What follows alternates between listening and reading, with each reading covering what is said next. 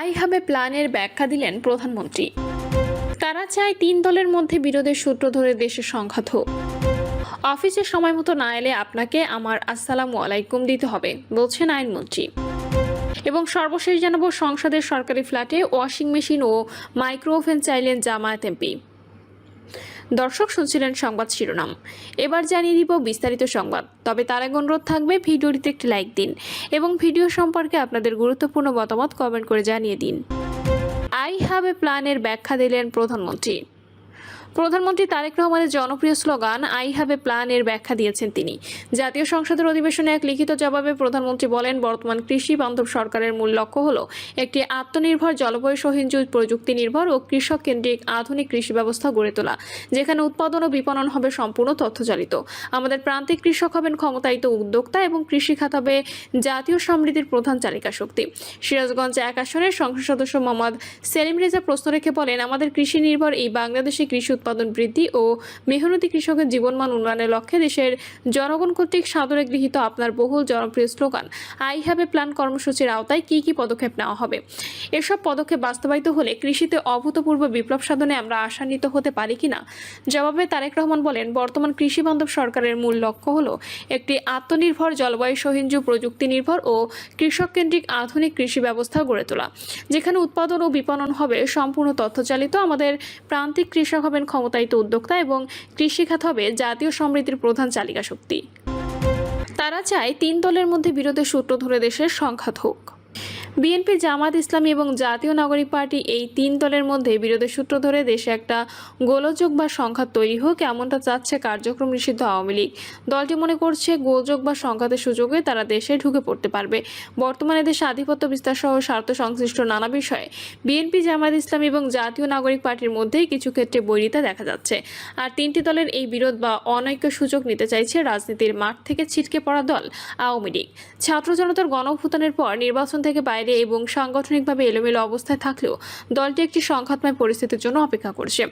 উদ্দেশ্য হলো ওই সুযোগে তারা যাতে দেশে ঢুকে পড়ে রাজনীতির মাঠ দখল করতে পারে। অন্তর্বর্তীকালীন সরকারের সময় নেপথ্যে থেকে নানা ইস্যুকে উস্কে দিয়ে পরিস্থিতি ঘোলা করার চেষ্টা করছে আওয়ামী লীগ। তবে শেষ পর্যন্ত তারা ব্যর্থ হয়েছে। নানা সূত্র থেকে জানা যাচ্ছে, এরপর দলটির প্রত্যাশা ছিল কোনো না কোনোভাবে তারা নির্বাচনে অংশ নিতে পারবে, কিন্তু অধ্যাদেশ জারি করে দলটির কার্যক্রম নিষিদ্ধ করে অন্তর্বর্তী সরকার, ফলে নির্বাচনে অংশ নেওয়ার সুযোগ পায়নি দলটি। নির্বাচনের পর দলটির প্রত্যাশা ছিল ক্ষমতায় এসে বিএনপি সরকার অন্তত তাদের রাজনীতি করার সুযোগ দেবে, কিন্তু অন্তর্বর্তী সরকারের অধ্যাদেশ সংসদে পাশ করে আইনে পরিণত করার রাজনীতি ফেরার আশা দলটির আরও কমে যায়। সূত্রগুলো জানাচ্ছে, এসব কারণে তারা এখন বিএনপি সরকারের ব্যর্থতা দেখতে আগ্রহী। পাশাপাশি তারা চায় 3 দলের মধ্যে বিরোধের সূত্র ধরে একটা গোলযোগ তৈরি হোক, কারণ এমন গোলযোগ বা সংঘাতের সুযোগে তারা দেশে ঢুকে পড়তে পারবে বলে মনে করছে। রাজনৈতিক বিশ্লেষক অধ্যাপক ডক্টর মোহাম্মদ আইনুল ইসলামের মতে, জুলাই মুভমেন্টে যারা ছিল তাদের মধ্যে যখন ফাটল দেখা দেবে তখনই তৃতীয় কোনো দল কিংবা আওয়ামী লীগ সুযোগটা নেবে। তিনি বলেন, ইতিমধ্যে আমরা দেখতে পাচ্ছি বিভিন্ন জায়গায় মাঝে মধ্যে আওয়ামী লীগের মিছিল মিটিং হচ্ছে। এটা বিএনপি, জামায়াত ও এনসিপির ঐক্যের ফাটলের অংশ। তাই জাতীয় স্বার্থে দলগুলোকে পরস্পর বিরোধী অবস্থান থেকে বেরিয়ে আসতে হবে। খোঁজ নিয়ে জানা যায়, 12 ফেব্রুয়ারি নির্বাচনের পর সংবিধান সংস্কার সহ বিভিন্ন ইস্যুতে দলগুলোর মধ্যে দূরত্ব বেড়েছে। সংসদে নিরঙ্ক সংখ্যাগরিষ্ঠতা পাওয়া বিএনপি এবং দ্বিতীয় সর্বোচ্চ আইন আসন পাওয়া জামায়াত ইসলামীর মধ্যে জাতীয় বিভিন্ন ইস্যুতে ঐক্যমত্যের অভাব দেখা যাচ্ছে। এর সঙ্গে যুক্ত হয়েছে তরুণদের প্রতিনিধিত্বকারী দল এনসিপি।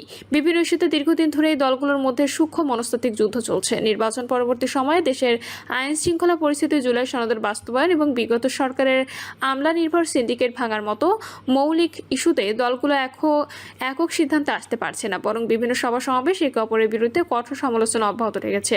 জামাতের সঙ্গে এনসিপির রাজনৈতিক ঐক্য থাকলেও অনেক ইস্যুতে এই দল দুটির মধ্যে ভিন্ন মত রয়েছে। এদিকে রাজনৈতিক দল হিসেবে কার্যক্রম নিষিদ্ধ থাকা আওয়ামী লীগ বর্তমানে মাঠের রাজনীতিতে পুরোপুরি কোণঠাসা। তবে দলটির একটি বড় অংশ সামাজিক যোগাযোগ মাধ্যম এবং বিভিন্ন চোরাগোপ্তা নেটওয়ার্ক ব্যবহার করে বিএনপি, জামায়াত ও এনসিপির মধ্যবর্তী বিরোধকে আরও উস্কে দেওয়ার কৌশল নিয়েছে। এমনকি রাজধানী সহ সারা দেশে প্রায় দলটির নেতাকর্মীদের ঝটিকা মিছিল করতে দেখা যাচ্ছে। কোথাও কোথাও বিএনপি, জামায়াত ও এনসিপি নেতাকর্মীদের উপর অতর্কিত হামলার মতো সাহসও দেখাচ্ছেন তারা। কয়েকদিন আগে নোয়াখালীতে বড় একটি ঝটিকা মিছিল করেছে আওয়ামী লীগ। 7 জুন কুমিল্লার সদর দক্ষিণ এলাকায় ঢাকা চট্টগ্রাম মহাসড়কে নিষিদ্ধ ঘোষিত ছাত্রলীগের কর্মীরা ঝটিকা মিছিল বের করেন। একই সময় ঝিনাইদহ ময়মনসিংহের ভালুকায় ঝটিকা মিছিল করেন সংগঠনের নেতাকর্মীরা। এছাড়া 3রা জুন গোপালগঞ্জ পটুয়াখালীতে এবং 6 জুন চট্টগ্রামে তাদের মিছিল করার খবর পাওয়া যায়। তবে এসব কর্মকাণ্ডের জন্য জামাতের প্রতি ইঙ্গিত করে একটি ইসলামিক দলের রাজনীতিকে দায়ী করেছেন বিএনপির চেয়ারম্যান উপদেষ্টা অ্যাডভোকেট সৈয়দ মোয়াজ্জেম হোসেন আলাল। তিনি বলেন, ওই দলটির বর্তমান আমির ও সেক্রেটারি জেনারেল একসময় জাসদ করতেন, যা মূলত আওয়ামী লীগেরই অংশ। ফলে ইসলামের নাম নিলেও তারা ভেতরে ভেতরে পুরনো আওয়ামী লীগেরই উত্তরাধিকার বহন করছেন। প্রতিপক্ষ রাজনৈতিক দলগুলো সরকারের গঠনমূলক সমালোচনা করার আহ্বান জানিয়ে আলাল বলেন, যুক্তিহীন বিরোধিতার নেতিবাচক রাজনীতি 1972 থেকে 75 সাল থেকে আওয়ামী লীগ ও শেখ হাসিনা করে এসেছে, যা বর্তমান সময়ে আর কারো কাছ থেকে কাম্য নয়। বিএনপির সঙ্গে বৈরিতার বিষয়টিকে ভিন্নভাবে দেখছে জামাত ইসলামী। দলটির সহকারী সেক্রেটারি জেনারেল হামিদুর রহমান আজাদের মতে, আওয়ামী লীগের বিরোধিতা করা আর বর্তমান সরকারের সমালোচনা করা এক জিনিস নয়। তিনি বলেন, আওয়ামী লীগ স্বৈরাচারী সরকারের জন্য গণঅভ্যুত্থান বিদায় নিয়েছে, কিন্তু দুঃখের বিষয় বিএনপি এখন ঘুরিয়ে ফিরিয়ে সেই আওয়ামী লীগকে রাজনৈতিকভাবে পুনর্বাসনের চেষ্টা করছে। ফলে এর বিরোধিতা আমাদের করতেই হবে। তিনি বলেন, বিএনপি দেশের কল্যাণ চাইলে আইন শৃঙ্খলা পরিস্থিতির এই চরম অবনতি হতো না। দেশের এই নাজুক অবস্থায় তাদের ভূমিকা রহস্যজনকভাবে নিষ্ক্রিয়। আজাদ বলেন, আমরা সবাইকে নিয়ে দেশ পুনর্গঠনের আহ্বান জানালেও বর্তমান সরকার সঠিক পথে হাঁটছে না। এনসিপি যুগ্ম আহ্বায়ক মনিরা শারমিন বলেন, এনসিপি, জামায়াত ও বিএনপির মধ্যে বৈরিতা চলমান থাকলে নিশ্চয়ই ফ্যাসিস্ট আওয়ামী লীগ সুযোগ নেবে এবং নিচ্ছেও।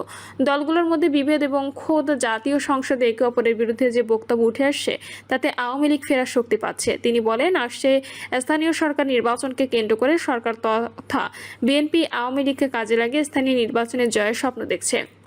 আওয়ামী লীগের কর্মকাণ্ড নিষিদ্ধ থাকলেও দল হিসেবে নিষিদ্ধ হয়নি। প্রশ্ন তুলে তিনি বলেন, আওয়ামী লীগ কি হাসিনা? আওয়ামী লীগ তো একটি প্রতিষ্ঠান হিসেবে বর্বরতা চালিয়েছে, সুতরাং অপরাধ দল হিসেবে করেছে। দলকে পুরোপুরি নিষিদ্ধ করতে হবে। দেশের সবকটি রাজনৈতিক দলকে ঐক্য হতে হবে, তবে সবার আগে এগিয়ে আসতে হবে বিএনপিকে। অফিসে সময় মতো না এলে আপনাকে আমার আসসালামু আলাইকুম দিতে হবে, বলছেন আইনমন্ত্রী।